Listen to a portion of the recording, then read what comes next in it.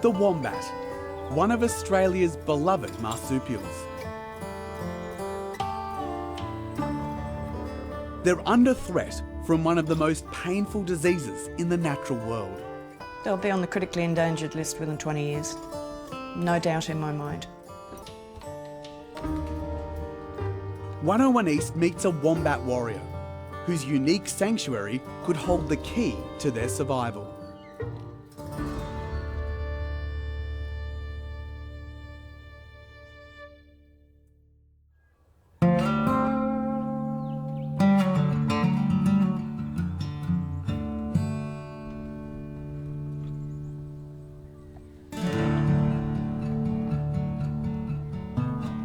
Marie is a survivor.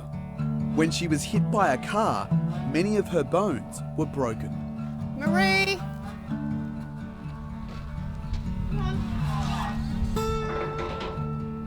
The local vet wanted to put her down, but Donna Stefan doesn't give up on a wombat.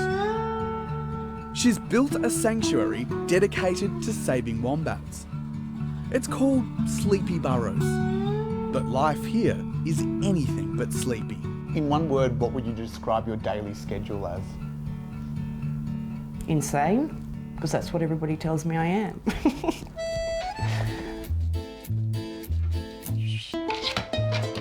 Come on, let's go. Every year, more than 300 wombats in need of help are brought here to her property in rural New South Wales. Most of the wombats are orphans after their mothers were hit by cars.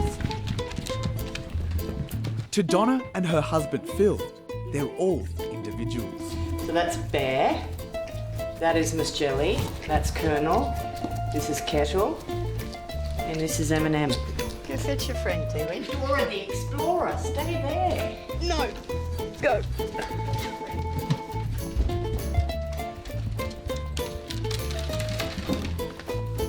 It's too quiet. Oh, there you are. Come on. The youngest wombats live in 3 rooms of the house and certainly make themselves at home. Oh, someone's just farted.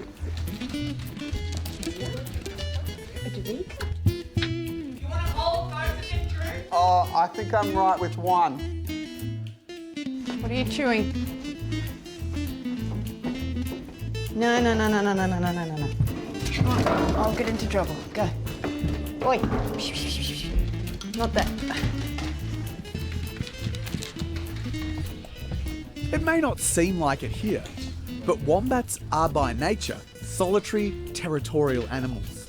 Donna's job is to prepare the orphaned and injured for eventual release into the bush. So, the first wombat is fed at around 6 a.m. Oh, come back.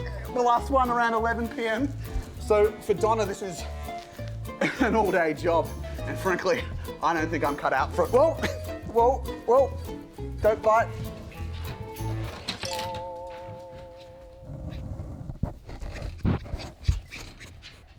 When they're not causing mayhem, the young wombats sleep in boxes and bags, set up to replicate a burrow or a mother's pouch. This used to be our living room, and as you can see now, it has been taken over by wombats completely. The idea was never to have them in the house. It was to keep it separate. But the sanctuary's just grown to a point now that it's not possible. We're at 200% capacity, easy. So this is little Amber. The youngest is Amber, who survived after a car killed her mother. If she was curled up in a ball with her... Just 50 grams when she emerged from the pouch, Amber's quite literally a handful. What I do is I tend to oil them before I feed, so that when I feed her, she's comfy. She's already got her little plate there in the bum. And this is her 4th week, so she's doing good. Always nestled under Donna's shirt, Amber requires feeding every 2 hours.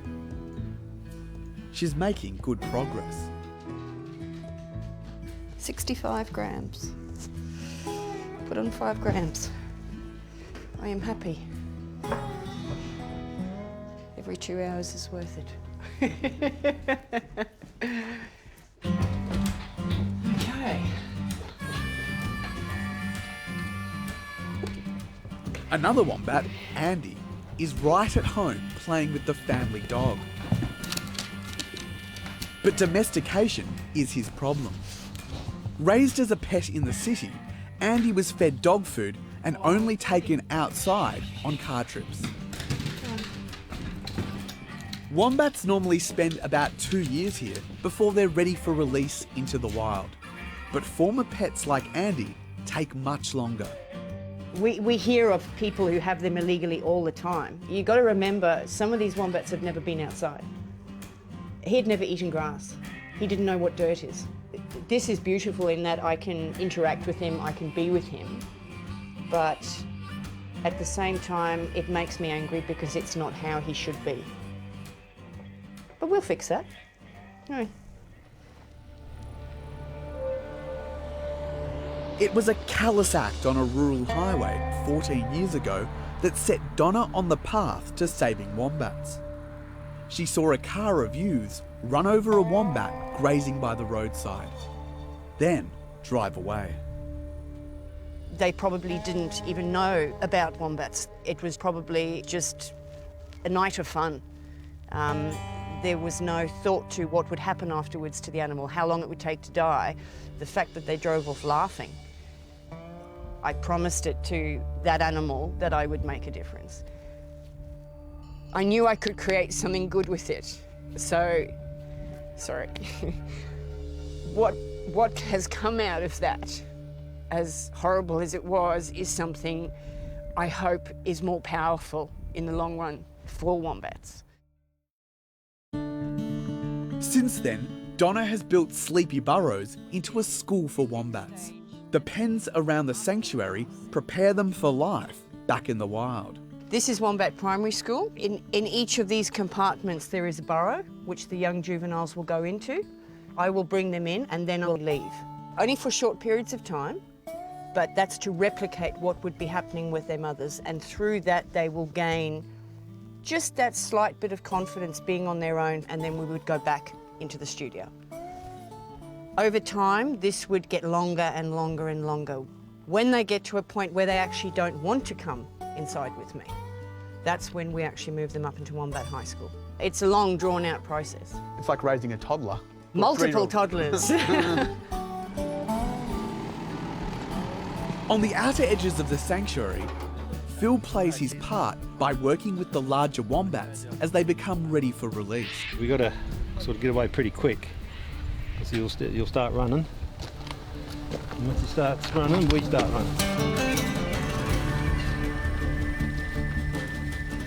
Big Baz was just a baby when he came here.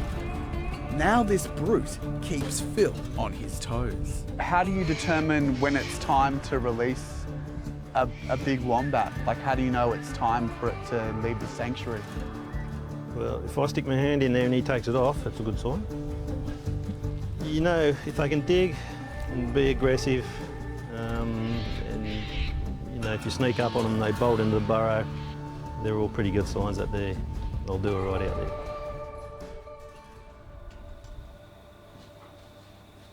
Tonight, one of the first wombats released into the wild has come back to visit Sleepy Burrows. Donna calls Big Veg her teacher. She is significant in that because of the bond that I have with her, the trust that I have with her, I was able to get close to her in the bush. So I could watch, monitor, and then bring that information back. And we based how we built their environment here around what Veg taught us. But tonight, Donna discovers a shocking development. She has it starting in the front here. All over here, this hair loss. Big Veg has sarcoptic mange. And she's actually got it quite severely on her belly. So clearly it's at the sanctuary. Not happy to see that. Not happy in the slightest. Sarcoptic mange is a fatal, contagious disease. When left untreated, the results are horrendous. Sarcoptic mange is a parasite. In the last decade, it has escalated every single year. The amount of areas with manged wombats just continually increases. 10 years ago, I could have given you manged-free areas that we looked to release in. I could not do that now for you. Going by our daily work, we believe around 70% of the wild population in New South Wales is directly affected by mange.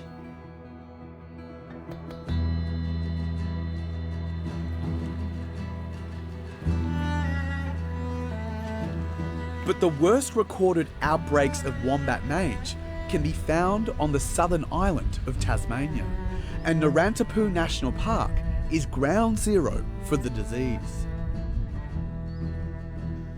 The wombat population in this national park declined by 94% in just 6 years, all because of mange. Now locals fear without major intervention, other wombat populations will go the same way. We've seen them disappear in their hundreds just in this area. Admittedly, this is the worst area probably, but it's not isolated into this area. See how his back legs? At a caravan park nearby, Bea Mayne is showing me a graphic example of the problem. 2 wombats with badly advanced mange looking for water and grass. That's a wombat we've been treating now on and off for a year because we can't find his burrow. He doesn't seem to be responding to treatment really well. To try and save the local wombat population, Bea works with a community action group. In a last-ditch effort, they swipe one of the wombats' backs with Cydectine, a chemical used to treat sheep lice. How do you feel when you see wombats like that? To me, it's quite confronting to see. It is. And if we see one that's died, and we often do that, it's just heartbreaking.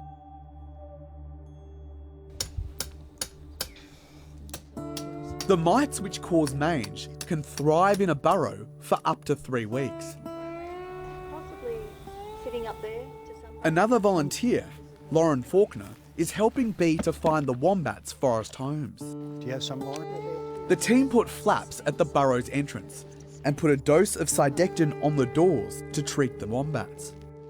Well, we fill this up once a week with Cydectine, which we've got in this sauce bottle. It's a chemical that treats the mange mite. The wombat tips up the flap, which dispenses the chemical exactly where we want it, on the back. Usually that's the healthiest part of the wombat. This method is very simple and can be done by almost anyone. The beauty of it is we're not having to disrupt the free-living wombat. They can continue about their normal daily life, but they're getting treated.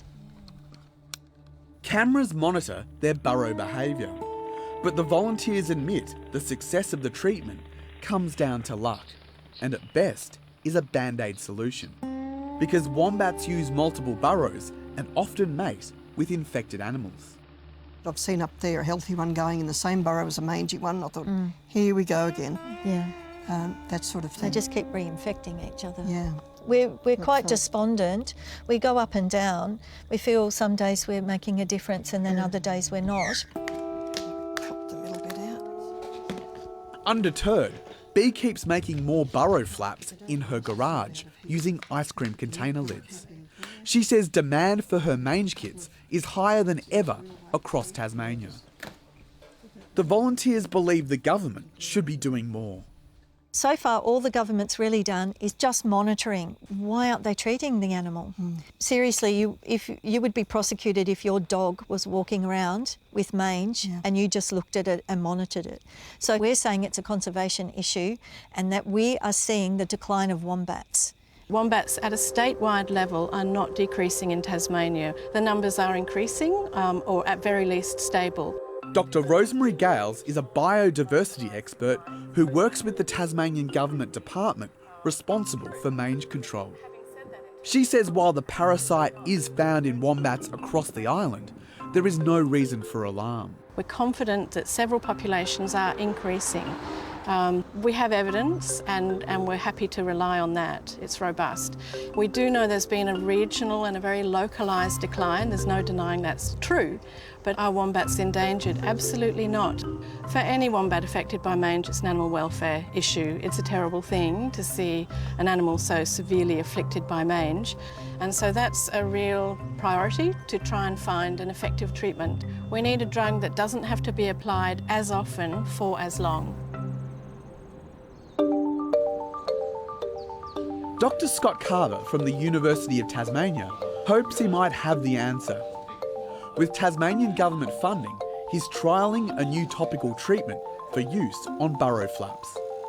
At the moment, if we want to treat a wombat for mange, a wild wombat, we have to use treatments that we have to deliver every week. And it's really challenging to do that consistently to a wombat.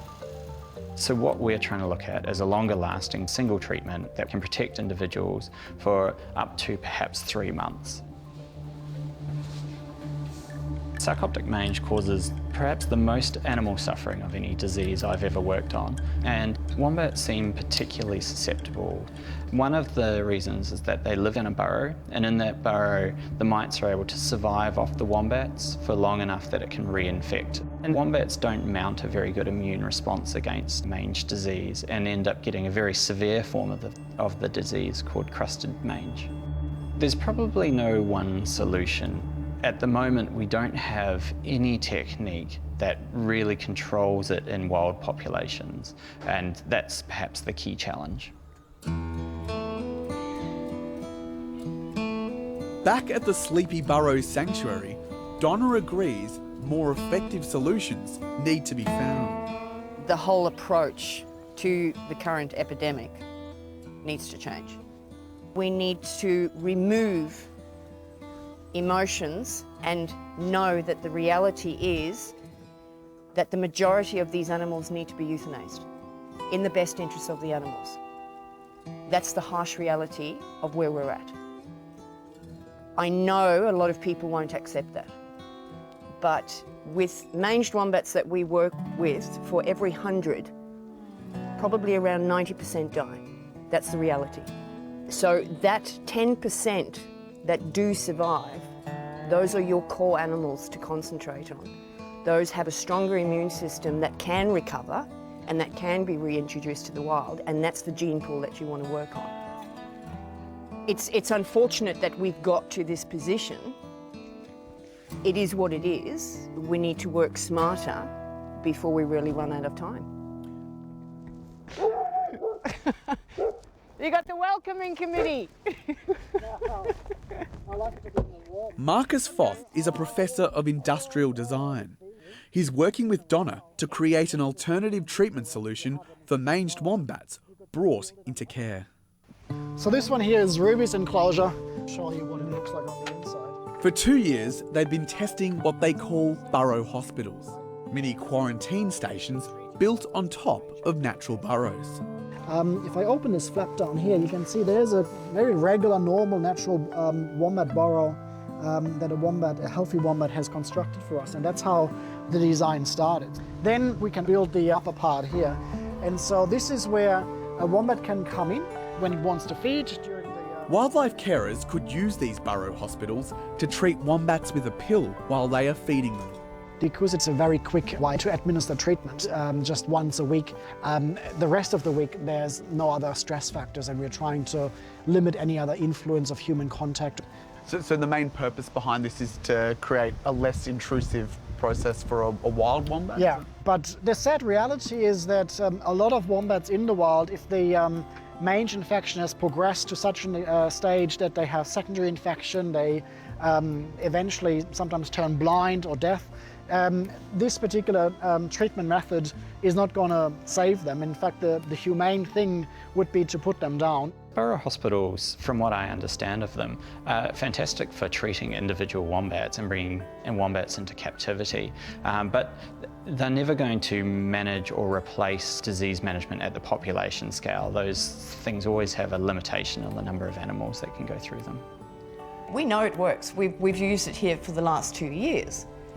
If we could recreate that over and over again in the different states, managed by the people who currently put their energy towards mange wombats in the wrong way. They could become their own quarantine centres that people could utilise. The results would speak for themselves. Hey, what's happening? Oh, look at this one. Getting very wet. Once I've finished with her, I'll get you to dry her. Dealing with troubled wombats has become a part of everyday life for Donna, and Professor Foth says he couldn't have done the project without her. Donna is completely amazing. Having worked for so many years, day in, day out, and night in, night out with wombats, she's a bit of a wombat whisperer and understands them quite naturally.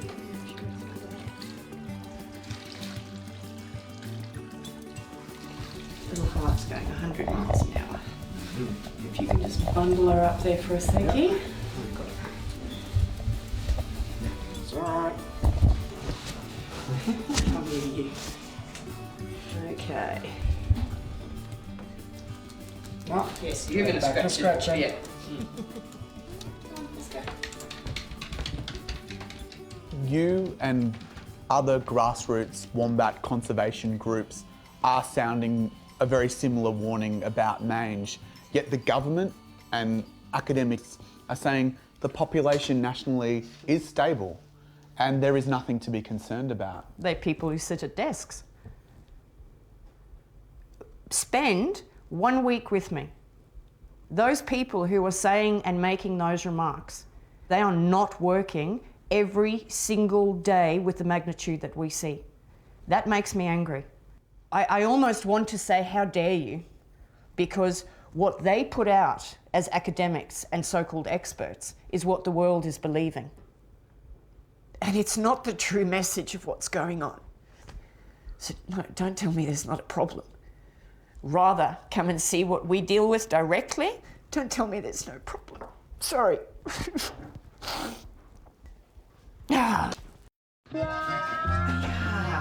Despite the challenges they face, the sanctuary's work doesn't stop. And new wombats are always arriving. That lady's 10 minutes from Gundaroo village, so I'm going to have to go down, get this wombat and then come back and pick up. Where'd you get it?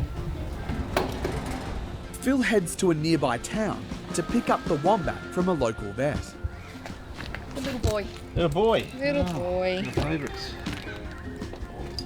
And you picked him up? Yeah, he's been with me for about a week now. Okay, yep. This Joey was found in his dead mother's pouch. Here you come. You want me? So that's got all his smell in there as well. Yep, alright. Milk. Milk, teat. Tea. Good job. Thanks for coming. Thank you. Especially you. It's another mouth to feed at Sleepy Burrows. But Phil says Donna takes the challenges of sanctuary life in her stride. She's a trooper. She just chugs along. I don't know how she does it. I think it's just the dedication and love for the animal, you know. Yeah, I reckon that's what it is. She just adores them. Despite the growing burden, Donna never releases a wombat until it's ready. I don't push any animal. I let them go at their own pace through the rehabilitation process. And we must be doing something right because our success rate is around 95%. So everything that I do is geared around getting them comfy, getting them confident. It's not to do a wombat factory and to get them in and get them back out. That's not what the sanctuary is about.